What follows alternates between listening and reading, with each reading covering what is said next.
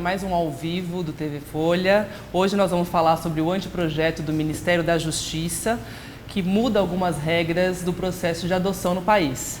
Para essa conversa, estão aqui a repórter de Brasília, Natália Cancian, falando com a gente direto de Brasília, o editor adjunto de mídias sociais, Igor Salles, que é pai da Paloma, de 2 anos, e a Deise Bernardi, que é do Comitê Gestor do NECA, uma associação de estudos sobre crianças e adolescentes, professora do Instituto Sede Sapiens e membro do Movimento Nacional Pró Convivência Familiar e Comunitária.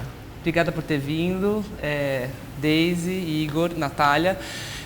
Natália, você fez a matéria sobre, você apresentou, né, esse anteprojeto, ninguém sabia que ele estava sendo fomentado ali no Ministério da Justiça. Apresenta um pouco para a gente do que trata esse projeto, quais são as regras que ele quer mexer, no que ele muda. Então, é um projeto que o governo está elaborando e que ele pretende mudar um pouco os critérios e as regras no processo de adoção, né, para o processo de adoção. O que acontece? É um projeto que está sendo elaborado por meio de 2 secretarias do Ministério da Justiça, a Secretaria de Assuntos Legislativos e também a Secretaria da Criança e do Adolescente, e que o governo pretende enviar ao Congresso até o fim deste ano, né? E o que vai mudar na prática, o que eles pretendem que mude na prática, né? A ideia do governo é alterar a atual lei de adoção, né, que foi sancionada em 2009. Tem vários pontos em jogo, né? Um deles, e talvez seja o que está mais sendo comentado, é a questão dos prazos, né? Hoje tem várias etapas do processo de adoção em que não há prazos definidos, né? Depende da avaliação da justiça de cada caso. A questão do estágio de convivência é uma delas, por exemplo. Quando o pretendente adotar uma criança, depois de ele ter sido cadastrado, ter passado por uma avaliação por meio das equipes e ter sido considerado apto a adotar uma criança, se por acaso aparecer uma criança disponível de acordo com o que ele está buscando também, ele passa a ter um estágio de convivência com essa criança, né, a partir de uma autorização da justiça. Mas hoje não tem prazo para isso, depende da avaliação de cada juiz. E aí esse projeto, ele propõe que haja um prazo aí de 90 dias para estágio de convivência e que após esse processo, se tiver dado certo, né, se houver essa avaliação, a adoção seja concluída em até 120 dias. Ao mesmo tempo, tem vários outros pontos que esse projeto também traz aí, propõe de mudanças, né? Uma delas é a questão da adoção internacional. Hoje, todo o processo de adoção internacional, ou seja, de adoção por estrangeiros, ela é acompanhada pela justiça. E depende, até o próprio encaminhamento para a adoção internacional depende de uma decisão judicial. Então, o que esse projeto pretende? Ele pretende estimular e flexibilizar mais o caminho para a adoção internacional. A ideia do Ministério da Justiça é que cada criança que tiver passado 1 ano no Brasil sem que tenha sido adotada no país, ela seja encaminhada sem que haja necessidade de uma decisão na Justiça para um cadastro, ou seja, para encontrar talvez um adotante estrangeiro, uma pessoa que possa adotá-la, né? E também o prazo também de estágio de convivência seria menor, né? Hoje, o que a lei diz é que seria um estágio de convivência de no mínimo 30 dias, não há um prazo máximo. Já esse projeto, ele propõe que seja de 15 dias no mínimo a no máximo e improrrogável 45 dias. São vários pontos em jogo, tem vários outros pontos, talvez a gente pode ir discutindo pouco a pouco, né? Isso, sem dúvida. E o que é interessante ver é que, assim, esse projeto ele foi colocado em consulta pública, mas há vários pontos polêmicos, eu diria assim, que hoje estão gerando bastante questionamento de entidades, porque o processo anterior, que culminou na lei atual de adoção de 2009, passou por várias audiências públicas, várias discussões, né? E isso também vai ter que ser necessário a partir de agora. Legal. Deise, você que é uma especialista no assunto, tanto do ponto de vista pessoal, né, como profissional, o que não funciona na lei hoje? O que não funciona na lei é que a lei ela não muda a realidade sozinha. E nós estamos lidando com a adoção como se ela fosse uma política pública que pudesse estar, de alguma maneira, esvaziando o serviço de acolhimento, como se todas as crianças que estivessem acolhidas tivessem sido literalmente abandonadas e tivessem como única possibilidade de desenvolvimento a adoção, o que é uma leitura parcial da realidade, né? Eu acho que o projeto de lei ele tenta acertar a questão de estabelecer prazos, mas ele parte do mesmo ponto que aconteceu em 2009, quando os grupos de apoio à adoção elaboraram o projeto de lei que fixava um tempo mínimo para a destituição do poder familiar, considerando que a adoção deveria ser procedida para o maior número possível de crianças que estavam acolhidas. A gente tem inúmeras pesquisas que vão mostrando que, infelizmente, os serviços de acolhimento ainda são utilizados como uma medida de proteção para crianças que têm família. E essas famílias, muitas vezes, precisam se utilizar do serviço de acolhimento para dar acesso a seus filhos de direitos básicos de dignidade humana, como habitação, saúde, alimentação, moradia, como eu já falei, habitação, educação.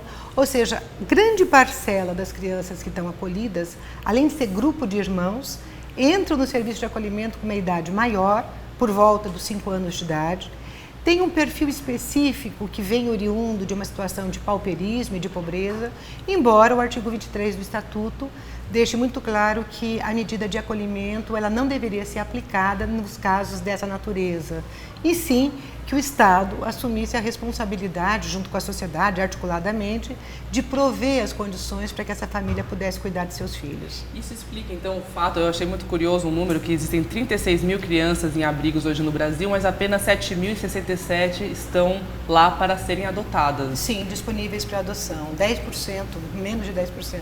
É porque a grande maioria tem família, a maioria, essas que têm família mantêm vínculos com essa família, e houve toda uma proposta, né, da Política Nacional de Assistência Social de fazer um trabalho com essas famílias que não fosse apenas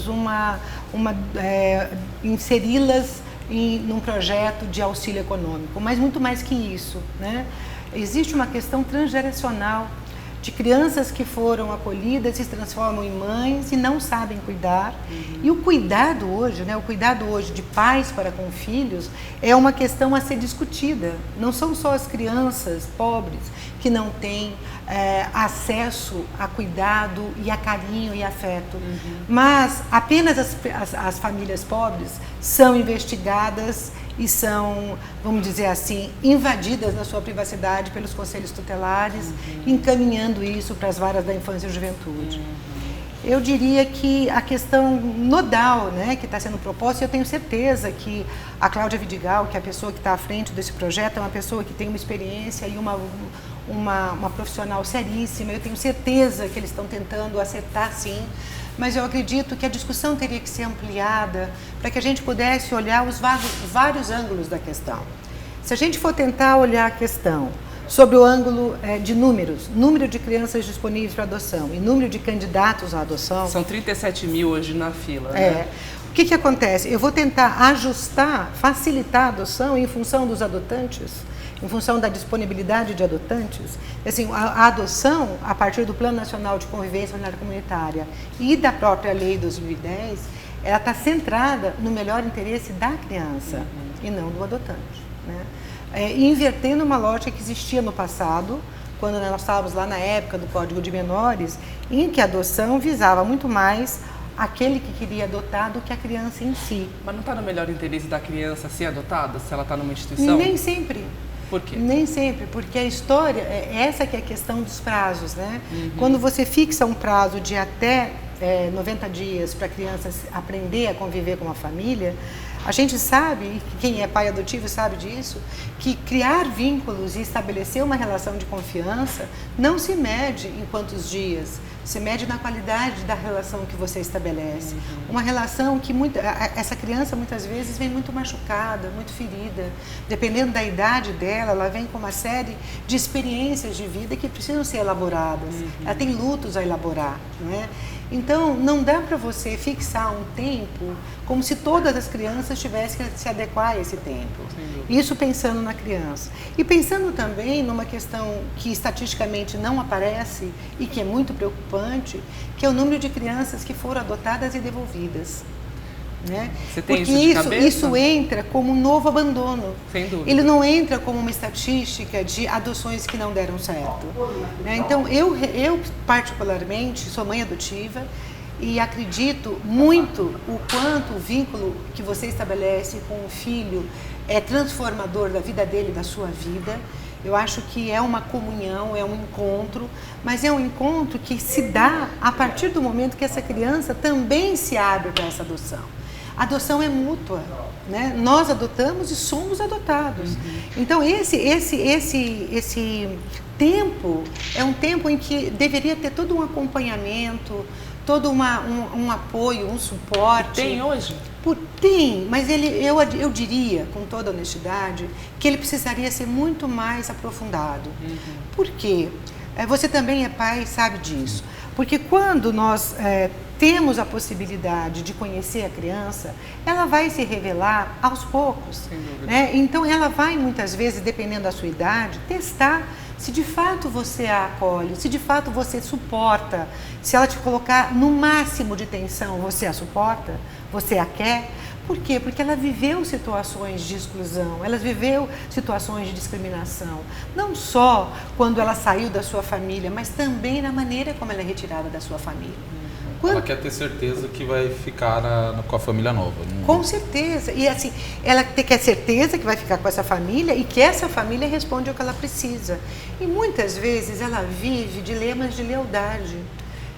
Dilemas de lealdade com a família que está interiorizada, que é a família que ela tem. E dilemas de lealdade, às vezes, com as pessoas que cuidam dela no serviço de acolhimento. Então, uma das questões mais importantes, por exemplo, são os grupos de irmãos, né? Às vezes eu vejo pessoas dizendo o seguinte, mas vamos dar uma chance pelo menos para o pequenininho. Se a gente der uma chance para o pequenininho, nós estamos salvando uma vida. E os outros ficam no serviço de acolhimento, porque eles são mais velhos, ninguém vai querê-los. Eu acabei de desfazer uma família. Porque um grupo de irmãos também é uma família. Claro, sem dúvida. Né? Só para dar uma estatística sobre isso, entre as crianças que estão disponíveis para adoção, 64% possuem irmãos, enquanto da parte daqueles interessados em adotar, 69% não aceita grupos de irmãos. Então, quer dizer, tem um descompasso muito grande aí entre o desejo daqueles que... e a disponibilidade, né, daqueles que desejam adotar uma criança e a realidade, né? Às vezes nem não é porque são irmãos, é porque a disponibilidade financeira também de se dispor de várias crianças de uma vez só, às vezes não tem condição. Dúvida, tem essa questão. Mas aí, em tese, teriam outras crianças que não têm irmãos, né, que poderiam entrar nesses casos específicos. E outras medidas de proteção que poderiam estar sendo desenvolvidas em termos de política pública, né, para grupo de irmãos.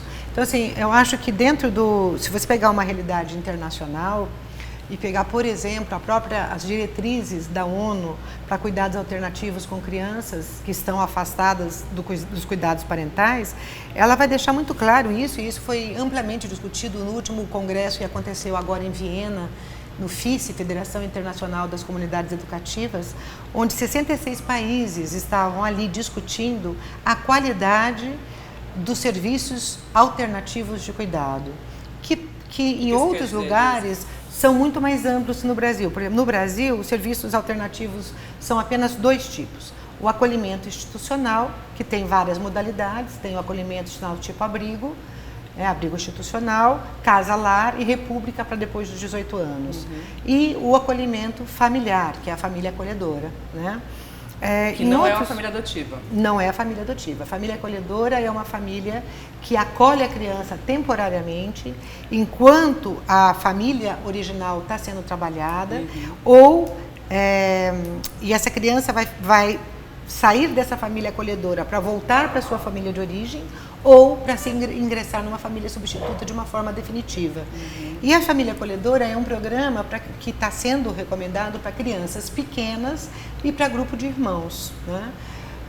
Além da família acolhedora, existem coisas, por exemplo, que o próprio Estatuto prevê, mas que dependem de iniciativas do governo municipal, que é, por exemplo, a guarda subsidiada para família extensa, que é o que você falou agora, a questão, se eu tenho um grupo de irmãos que poderiam estar juntos, por exemplo, com um membro da família, se não necessariamente a mãe pai, mas avós, tios, ou até mesmo uma família por afinidade, por afetividade, e que tivesse um auxílio econômico para fazer isso, talvez isso desse muito mais resultado do que eu colocar essas crianças no serviço de acolhimento durante um longo para adoção, né?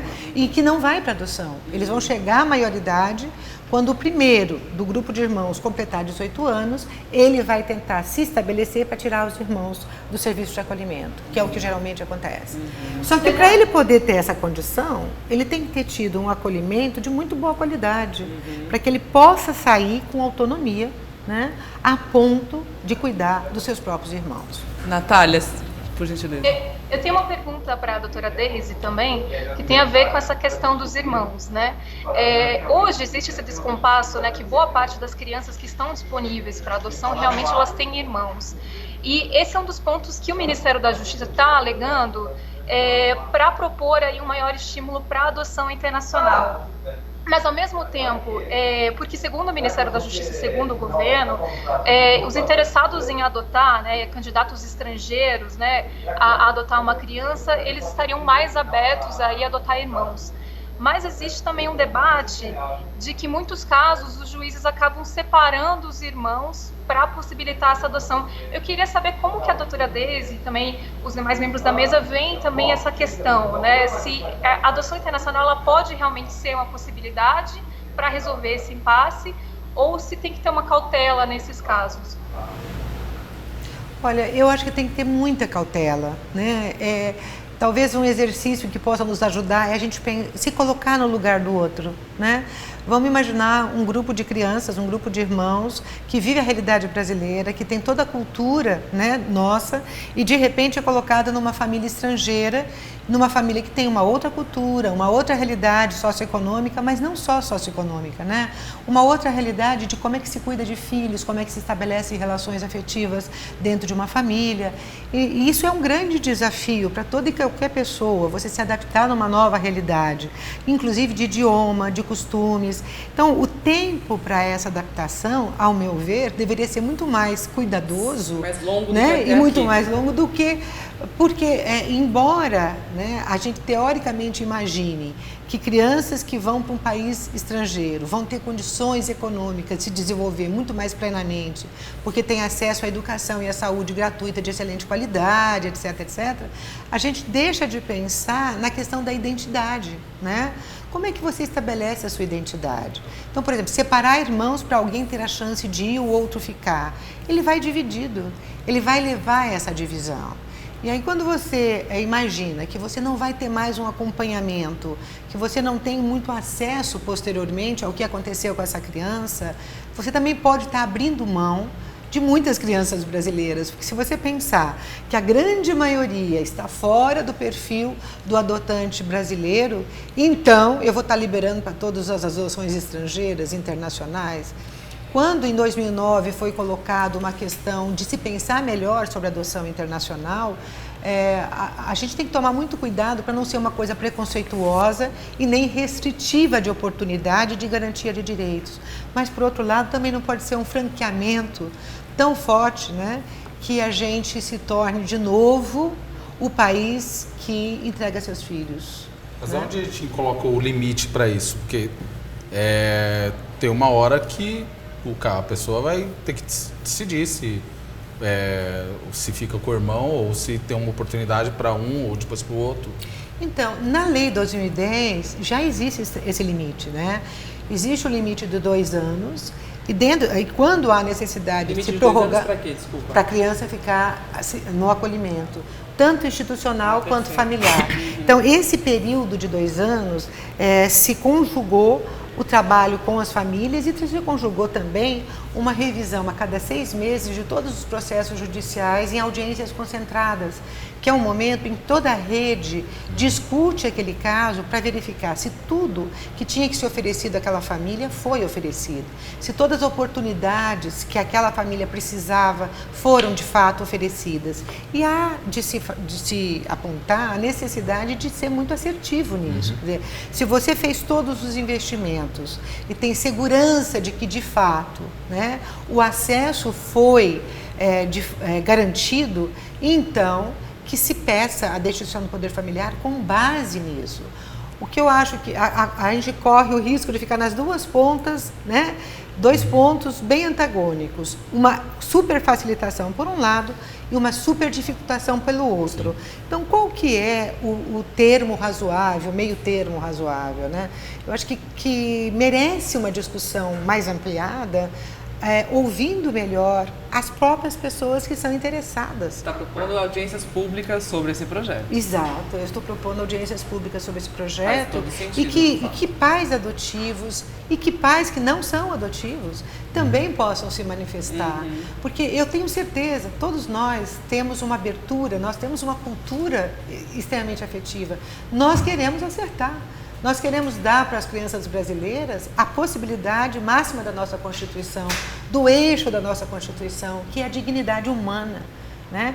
Então, eu acho que a gente poderia, sim, aprimorar muito as nossas ações se nós estivéssemos todos juntos, mergulhando na análise desse projeto, pensando em acertar naquilo que precisa ser acertado, mas tendo a largura, né, de intenção de ouvir todas as partes interessadas. Uma dúvida, Deise, a criança só está disponível para adoção depois que o poder dos pais biológicos é destituído? Sim. Então, quer dizer, uma vez que essa criança é adotada, ela não corre o risco da família biológica requisitar essa criança novamente? Não, porque veja só, quando existe a entrada da criança no serviço de acolhimento hoje, a partir da lei de 12.010 de 2009, esse processo já é um processo contencioso, ou seja, já é um processo em que essa família tem direito a advogado, ou um advogado dativo do Estado ou um defensor público, para que ela possa defender o seu direito à convivência familiar e comunitária. Né? É claro que essa é uma questão cultural. Né? As famílias que têm seus filhos acolhidos nem sempre sabem disso, precisam saber, precisam estar informadas. Então, o processo do próprio acolhimento, da medida de acolhimento, que é uma medida excepcional, provisória, ele já deveria estar sendo acompanhado do ponto de vista judicial. Para que um juiz, o Ministério Público, provoque um processo de destituição do poder familiar, ele tem que ter provas. Né? Ele tem prova de quê? De que, de fato, aquela família violou direitos e não tem condições de cuidar de uma maneira efetiva, de proteger integralmente seus filhos. Né? Isso sendo provado, a destituição do poder familiar sendo realizada e correndo todo o processo nas suas instâncias, essa família não tem como ter o seu filho de volta. Mas quando ocorre uma entrega voluntária, é diferente ou também funciona dessa maneira? Quer dizer, uma vez que a criança é entregue, o poder dos pais biológicos é destituído imediatamente? Não. Aí é um caso diferente? Hoje a lei não permite a entrega voluntária. Né? Essa é uma novidade da lei. Porque, assim, na verdade, hoje isso ocorre. Sim. Então, se tenta burlar a lei de alguma maneira. E é o que a gente chamaria de uma adoção aberta, quer dizer assim, a possibilidade da mãe que quer entregar o seu filho em adoção, escolher para quem quer adote essa criança, né? E isso não tem, poderia ser trabalhado de uma forma que não é ferir aqueles que esperaram inúmeros anos dentro de uma fila, na verdade, mas né? Se você deixar que a pessoa escolha, a gente não está correndo o risco da pessoa entrar num processo de pagar pela criança? Então, existe dois lados nessa questão. Hoje, por exemplo, uma das coisas que se faz, infelizmente, né, para adoção brasileira, tem a coisa do você registrar a criança, o pai registrar e colocar o nome da mãe biológica como se ele fosse uma relação extraconjugal, e depois se faz a adoção unilateral, né, de uma forma unilateral, ou seja, a esposa aceita, entre aspas, o filho que o marido teve com uma outra pessoa, que é uma forma de burlar também. Então, assim, se a gente está tendo formas de burlar, é porque alguma coisa não está funcionando bem. Então, assim, se a gente se colocar no lugar daqueles que estão explorando para adotar, eu acredito que deva ser muito angustiante. Você ficar numa fila eterna, até porque você passa por entre aspas, né, por uma formação de algumas horas para você poder ser pai adotivo, você passa por quase que uma seleção, mas você muda. Agora, naquele momento que você foi entrevistado, você e sua esposa estão vivendo uma questão. Vocês estão vivendo um momento da sua relação. Quando você é consultado 2 anos depois, 3 anos depois, você está vivendo um outro momento da sua vida. Então, assim, eu acho que as varas da infância e juventude, as equipes das varas da infância e juventude, elas deveriam ter um acompanhamento muito mais de perto, muito mais afetivo até, tanto daquele que quer adotar a criança, né, que está ali disponível, que está ali se dispondo, como as crianças que estão sendo colocadas disponíveis para adoção. Mas para isso existe um déficit de funcionários nas varas de infância que Você praticamente isso inviabiliza. Durante o seu processo, Igor? Como é que foi? No meu caso, até que não, porque como é em São Paulo, tem bastante, até a estrutura é razoável. Então, foi muito rápido, o meu processo foi muito rápido. Eu entreguei os documentos em agosto de 2014 e em dezembro já estava na fila. Então, foi muito, assim, para a média é muito rápido. Agora, no interior, que tem um psicólogo para uma vara de infância, que eu tenho que cuidar de todos os casos de problemas com conselho tutelar e além do próprio processo de adoção, às vezes um agendamento de um psicólogo demora 2 anos. E aí é um outro mundo. E aí, se for acompanhar de perto, então é impossível. Para além da falta de estrutura, qual é o processo pelo qual você teve que passar para ingressar nessa fila? Na verdade é meio padrão, se eu não me engano, né? Você entrega a documentação na vara da infância, aí você passa primeiro por uma palestra. No geral, a palestra é mais para abrir a cabeça dos adotantes, para as possibilidades de adotar irmão, para adotar uma pessoa mais velha, adotar criança com histórico de drogas, que também é uma coisa que muita gente não quer, mas é muito comum, etc. E depois passa para o psicólogo, mas para ver se o cara não é maluco, né? Vamos dizer assim, e um assistente social para ver se tem condições. No meu caso foi rápido porque até já tinha uma estrutura pronta para a filha, tenho um emprego, a minha esposa é funcionária pública, então não tinha nada muito errado. Agora eu imagino o assistente social numa casa que não tem nada, tá tudo errado, que ele vê que a família não é estruturada, ele vai várias vezes, né? Ainda tem mais essa ainda, né? Ele vai fazer várias visitas para ter certeza, né? E quando a criança chega? Porque assim, eu tenho 2 filhas e mesmo quando a gente quer e passa pelos 9 meses, é um susto quando a criança chega e você percebe que você não estava tão preparado quanto você imaginou que você estava. Como é que é no caso quando a criança já chega pronta, quando não tem a gestação do desejo? O meu caso foi horroroso, assim, nesse sentido, porque quando eu entrei em dezembro de 2014 na fila de adoção. No meu fórum era o número 67 da fila. Quando chegou em junho de 2015, eu era o número 50 da fila. Nossa. Aí eu pensei, bom, vai chegar no meio do ano que vem, não sei o quê. Deu um mês, chegou. Aí eu, caramba, né? Pulei 50 pessoas na fila. Aí eu descobri que foi porque dessa história que você falou de os pais mudarem a cabeça. E aí o que aconteceu? Muita gente no fórum estava mudando o perfil da criança que queria. Eu queria uma menina de até 3 anos, agora eu quero menina ou menino de até 5. E mudou, muita gente estava mudando, aí a juíza da vara resolveu suspender todo mundo que estava mudando muito e tirar da fila. Suspender, deixar do lado, repassar pelo psicólogo, para refazer todo o processo. E eu, como nunca mudei, do jeito que eu deixei ficou, então eu subi do primeiro para o 5º da fila. E os 4 que estavam na minha frente não queriam criança com histórico de drogas da família. E no caso, infelizmente, da Paloma, a mãe era drogada, então então ela não entrou na fila. E aí eu tive essa sorte. Mas a sorte tem esse outro lado, né? Eu esperava para daqui 1 ano e de repente estava lá, né? Por muita sorte, eu tinha comprado o berço tinha sido montado 2 semanas antes. Então, o que eu achava que era o pior de tudo, até que foi rápido. Mas aí saiu aquela correria, né? Para comprar coisa, preparar todo mundo, avisar todo mundo. E daí você já tem a guarda definitiva nesse momento? Já, isso também é uma coisa que foi muito rápido comigo.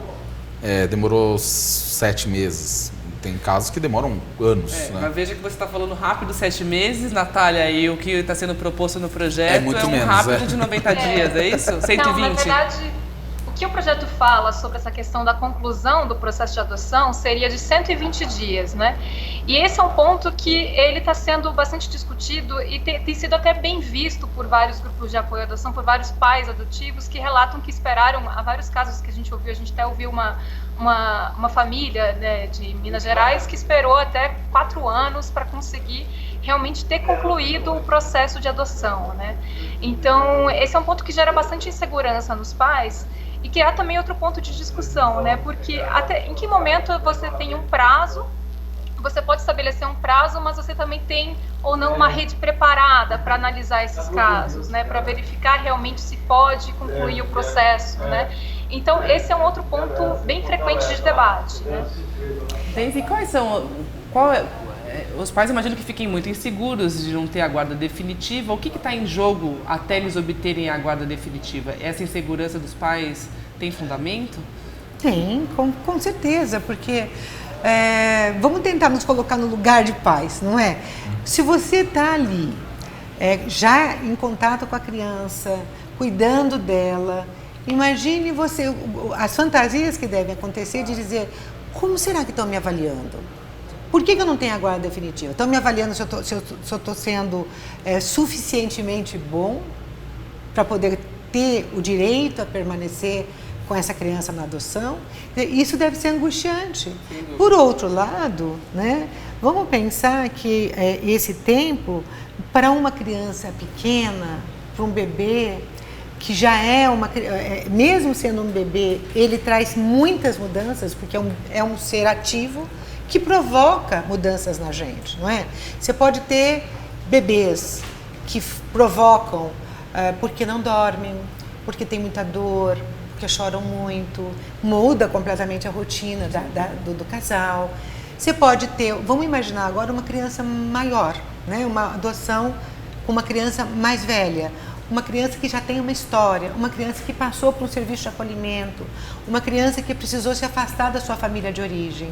Imagine para ela, né, esse tempo dela se adaptar a essa família, né, sem ter a segurança que também ela será adotada. Né? E eu acho que essa é uma questão que tem que ser muito balizada, é aí que eu acho, quando você diz da falta de estrutura.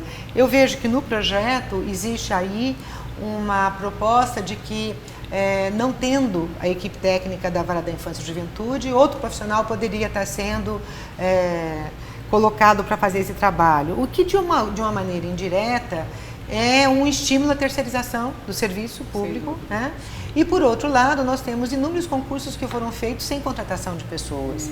E as pessoas estão se aposentando, estão envelhecendo. Então, me parece também uma possibilidade aí de deixando as pessoas minguarem, os profissionais irem minguando nos serviços, não renovando e terceirizando o serviço. Como é que você vai garantir essa qualidade? Sem dúvida. Né? Como é que você vai garantir que não vai ser furada a fila? Como é que você vai garantir que o cara vai fazer a análise correta? Que vai fazer a análise que correta. Que outros interesses não vão entrar nessa equação? Então, assim, me parece, e isso é uma coisa que me angustia bastante, porque eu fui uma profissional que trabalhei muito para que a gente pudesse qualificar a ação do sistema de justiça. Né? O sistema de justiça, entendendo aí o Poder Judiciário, o Ministério Público, a Defensoria Pública. Eu acredito que a gente avançou muito nesse país a partir do Estatuto da Criança e Adolescente. Eu acho que a gente teve uma luta histórica para que o Estatuto pudesse melhorar a convivência familiar e comunitária, o direito à convivência e não só o direito à adoção. Né? E eu acho que esse projeto, ele vem com uma boa intenção, mas ele precisa de fato ser revisto, ser muito bem discutido, para ele não cometer alguns enganos. Né? E eu acho que um deles, essa questão dos tempos, dos prazos, nós temos que rever. Será que eu diminuir ou aumentar esse prazo? O que eu estou garantindo de fato? Né? Parece especialmente extremo o prazo no caso da adoção internacional, né? 15 dias. Pois é. De convivência. E pensando que a adoção internacional está sendo indicada para irem crianças mais velhas. Portanto, crianças que já têm uma história de institucionalização, que têm uma compreensão, que têm uma família. Cuja adaptação tende a ser mais complexa. Muito mais complexa. Muito mais complexa. Já é complexa sendo no país. Imagina uma língua estrangeira, outra cultura. muda tudo na vida da criança. Com certeza, muda tudo. E assim, qual é o controle que a gente tem? Se não ficar sob o controle do judiciário, qual é o acompanhamento que nós vamos ter desta adoção ao longo do tempo? Como é que funciona hoje, né? do ponto de vista de adoção internacional? Essa criança é acompanhada? Você tem relatórios periódicos da Agência de Adoção Internacional. Isso é acompanhado por uma comissão estadual de adoção internacional, formada por desembargadores, juízes da infância e equipe técnica. Então você tem um acompanhamento à distância do que está acontecendo com a criança. Existem pessoas em loco que fazem uma avaliação. Sim. E enviam esses relatórios para esse organismo brasileiro. Exatamente. Perfeito. Exatamente. Né? Então me me assusta o fato de não ter a palavra do Poder Judiciário nesse momento. Não que a gente tenha que judicializar todas as coisas, né? Eu acho que talvez a gente judicialize coisas que não precisariam ser judicializadas, mas uma ação desta natureza é uma ação em que você está mudando não só a filiação, você está mudando a identidade, a nacionalidade, né? A possibilidade de pertencimento a uma nação, né? Em tempos que a gente está vendo aí já a Europa fazendo uma coisa que não existia para o brasileiro, que é o brasileiro ter que ter um credenciamento para ver se ele pode ou não entrar nos países europeus, a coisa vai ficando mais complicada, né? Por último, eu queria falar rapidamente, nosso tempo já está acabando, sobre a questão do apadrinhamento afetivo.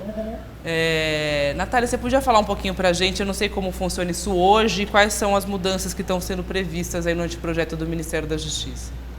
Hoje existem projetos, a maioria pelo poder público, né, pelas prefeituras ou então por ONGs também, muitas ligadas aí são ligadas aos próprios abrigos, né? Só que você não tem isso realmente na lei, ele não está no Estatuto da Criança e Adolescente. É um projeto acompanhado pelo Judiciário, né? Mas sempre a nível de projeto, muitas vezes de programa piloto. A ideia, realmente, com esse projeto, pelo que a gente apurou aí com o Ministério da Justiça, é colocar isso na lei e oficializar como uma alternativa para a criança que já está aí há um tempo nos abrigos, né? E para que haja essa convivência, uma espécie de referência afetiva, né? Nesse caso, haveria a figura de um padrinho, ou seja, uma pessoa que poderia acompanhá-la enquanto ela está no abrigo e dar algumas... Enfim, ser uma pessoa que vai conversar com ela, tudo. E uma referência. E é interessante porque esse também é um ponto, embora a gente vê vários exemplos positivos aí pelo país, não existe uma estatística aí de nenhuma estimativa de quantos são os projetos no país. A gente sabe que tem em São Paulo, tem em vários lugares, aqui em Brasília mesmo tem um projeto que é um dos primeiros, que é o da ONG Aconchego. A gente conversou com eles. Ao mesmo tempo, você não tem uma estatística e tem um debate também que entra nesse projeto e que ele já é bem presente aí nas varas de infância que acompanham essas ações, que é a questão do seguinte: afinal, quem pode apadrinhar uma criança, né? Quem que pode ter essa autorização para conviver com a criança e ser essa referência para ela, né? Pode ser uma pessoa interessada em adotar ou não. Esse projeto, geralmente, as varas da infância vedam que seja uma pessoa interessada em adotar, justamente para não ter um conflito de interesse, né? E para evitar com que a criança crie uma expectativa ou então que ela se sinta realmente testada, né? O que não poderia acontecer. Mas esse projeto, o que ele traz é o seguinte, que poderiam se candidatar a padrinhos pessoas acima de 18 anos, inscritas ou não no cadastro de adoção. Esse é um outro ponto aí que está gerando bastante discussão e que eu acho que até a gente pode comentar aí essa questão, né? Porque existe o projeto propõe isso e a gente vê, na verdade, também algumas histórias, né, de pessoas que, por um outro lado, como madrinhas e padrinhos, né, passado um tempo, acabaram por entrar com pedidos de adoção por serem crianças maiores, né? Tem toda essa discussão, acho que a gente pode comentar também. O que você acha dessa mudança aí? Então, eu acho que ela é também uma tentativa de acertar, mas a gente teria que conversar sobre alguns pontos. Hoje, o apadrinhamento afetivo, ele é para crianças que não têm possibilidade de serem adotadas. Por quê? Porque é uma maneira de você oferecer para a criança a possibilidade de uma convivência familiar. Então, é uma forma dela aprender, inclusive, como é que é viver em família, né? Mas sabendo que não tem nenhuma chance de vir ser adotada por aquela família. Então, é uma maneira dela estabelecer outras formas de referência afetiva. É uma coisa extremamente pedagógica, dela conviver na comunidade, dela ter pessoas que podem participar da vida dela. E isso é recomendado para aquelas crianças que não têm possibilidade de voltar para a sua família de origem. Porque a gente corre muito risco de todo o trabalho que deveria ser feito pelo Serviço de Acolhimento, pelo CREAS, através do PAEF, com as famílias de origem, ficarem extremamente anulados em função das crianças poderem ir, nos finais de semana, para a casa de padrinhos afetivos. Então, o cuidado é um pouco esse, porque todo o Serviço de Acolhimento trabalha como uma questão transitória para a criança preferencialmente voltar para a sua família. E esse investimento nessa família estendida, ele tem que ser muito forte. Então, se eu coloco todas as crianças que estão no serviço de acolhimento com possível apadrinhamento, eu provavelmente não vou estar trabalhando as possibilidades de flexibilizar as visitas, de flexibilizar as famílias estarem no serviço de acolhimento, de manter o vínculo das famílias com seus filhos. Nesse sentido, hoje, quem se candidata para ser um padrinho afetivo, ele passa por uma questão muito semelhante a um pai adotivo, no sentido de ser capacitado, de fazer parte de um cadastro, de ter uma equipe técnica que acompanha, porque ele vai ter uma ou outra criança, né, de um período com ele. E as experiências são muito positivas quando essas famílias, essas pessoas são bem preparadas. Porque não é fácil para alguém receber, por exemplo, um bebê, cuidar deste bebê por um período e depois esse bebê ir embora. Sem dúvida. Não é? Então isso tem que ser muito bem trabalhado para não ser mais uma vez uma perda para a criança e para aquelas pessoas que se candidataram.